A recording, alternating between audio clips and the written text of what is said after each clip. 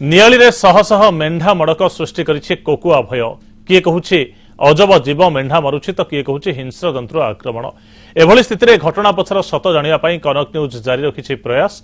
लगातार तृतीय दिन रे नियाली मेंढा मड़कर सत परखिथिला कनक न्यूज। ए समय नियाली रे पुणी अदृश्य जंतुर आक्रमणर अभियोग आसिछि। नियाली बंगाली साहिर जने युवक बिल को शौच करने जाइथिबा बेले आक्रमण करिथिबार अभियोग करिसेंति। से कहिसेंति अंधार रे तांको पिठी को नख मुनरे केही रांपी देछि। राति तमाम स्थिति परखिथिला कनक न्यूज टीम। केउठी जंतु दाउरु मेंढा को बंचाइबा पई चलिछि प्रयास तो आउ केउठी राति सारा हाथ में मशाल और निया हुला धरी लोके जंगल रे जंतु को गोड़ेबारे व्यस्त अछंती। सबुठु चर्चार विषय होउछि एहा भितरे आउ एक दृश्य सामना को आसिछि। नियाली रे तांत्रिक पहुंचिछंती। अंधविश्वास बशवर्ती होई तांत्रिक पूजापाठ करुथिबार देखिबाक मिलिछि। भूत की प्रेतंक गुजब को नै चलिछि तनाघना, जार एक्सक्लूसिव भिजुआल लागिछि केवल कनक न्यूज हातरे। गाँ मुंड ठारू गुहाल सबुठी जगी बसिछंती गाँर पुरुष और महिला। गत मासक भितर नियाली रे 300 रु अधिक मेंढा मरी सारिलेଣି। सबुठु आश्चर्यर कथा हेउछि मेंढाक तंटी कणा करी तांको कलिजा को कि खाइ जाउछि ताकु नै जारी रहिछि सस्पेंस।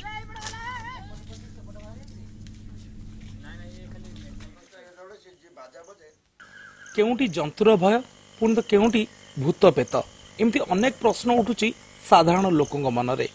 नियालीर किछि गाँ रे लोक मैंने आज भी राति अनिद्रा होउछंती। आ केउटी हाथ में मशाल धरी राति सारा जगुछंती तो पुणी केउटी देखिबाक मिलिछि सन्यासी साधु संत मानकु पूजा अर्चना चलीछि एवं तांत्रिक माने भी गाँ रे बुलुछंती। कौन रहिछि ये प्रकृत घटना उपरे रहस्यर परदा केबे उठिबो से तो समय कहबो, कि एबे सेही तांत्रिक जनक आम सहित अछंती। नियालीर कंटपड़ा गाँव में तांत्रिक बुलुचंती सहित सीधा कथा हवा कौन रही कहीं से गाँव को आसछंती जेतेबेले जंतु आक्रमण होउची जंतु माने मेंढा मान को मारुचंती बोली खबर प्रसारण होउची लोक माने तो कोकुआ भय सृष्टि होउची। से समय गोटे प्रश्न उठुची कि मनीषों ऊपर किसी भूत पेतों आक्रमण होउची, भूत पेत माने मनीषों को मारुचंती।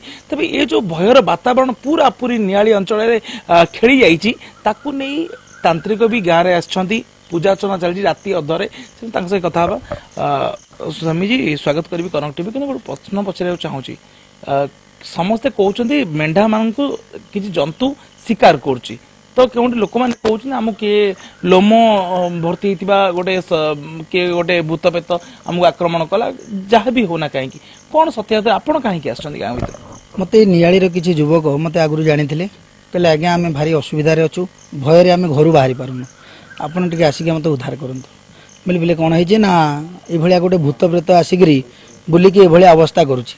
बोले ठीक अच्छे मुझे राति मु पुरी जाइली जगन्नाथ धाम को 2 दिन है मुझे पहुँचली राति 10:30 भुवनेश्वर पहुँचली आ सांगे सांगे 11टारे भुवनेश्वर नित्यकर्म सारी 11टारे आसी 12टारे पहुँचीगली।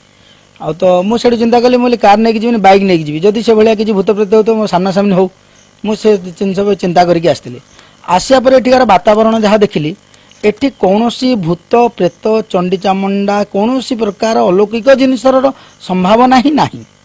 जदि एठी थांता ताले मु निश्चय तार किछि उपचारक करिकि जाई थांती किंतु एठारे कौनसी प्रकार किछि नाही।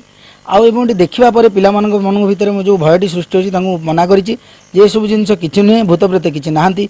काहे कि ना जदि भूत प्रेत किछि थांते ताले मनुष्यर के काहे कि पशुर काहे कि सेमानकर क्षति न करूँ। मुझे पचारुची जदि किए तांत्रिक अच्छा ये जन मौसी कहले किए गोटे हलदी पानी कौन गोटे पकई पारानी ता स्वामी की सी बर्तमान सी भूत होगी बुलूची जड़े आसिया भितर मत रास्तार जड़े मौसी कहते मुझे जदि ताले से मत सामना करूँ नहीं गोटे कथा आप जो मौसी साथ कथा होते जो घरे आप अच्छा मु भी अच्छी से घर लोक जहाँ कहते कि आमको कि जड़े लोम पूरा देह सारा लोम थी व्यक्ति जनक माड़ी बसला तेणु सी कौन सब जिनस कौन नहीं बर्तमान सी जो समय माड़ी बसला कहते बर्तमान तो से समय नुहे मु तो 2 दिन पर आसिक पहुंची मोटे बर्तमान देखला से सब जिन किसी कौन प्रभाव ना एठारे जदि किसी प्रभाव भूत प्रेतर प्रभाव ना भूत प्रेतर कौन प्रभाव ना। अच्छा आम स्पिरिचुआल प्रभाव तो सब जगह मानक थाए किंतु ए जगार कौन स्पिरिचुआल प्रभाव ना।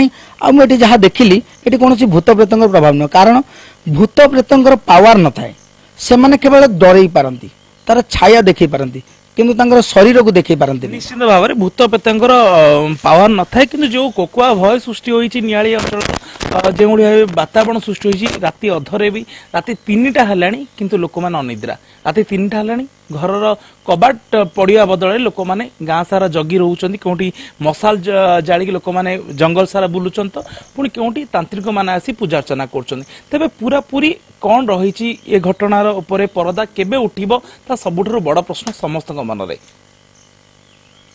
ନିଆଳିରୁ କ୍ୟାମରା ପର୍ସନ ଦୀନବନ୍ଧୁଙ୍କ ସହିତ ପରେଶ ଓ ସତୀଶ ଜଣଙ୍କ ରିପୋର୍ଟ କନକ ନ୍ୟୁଜ।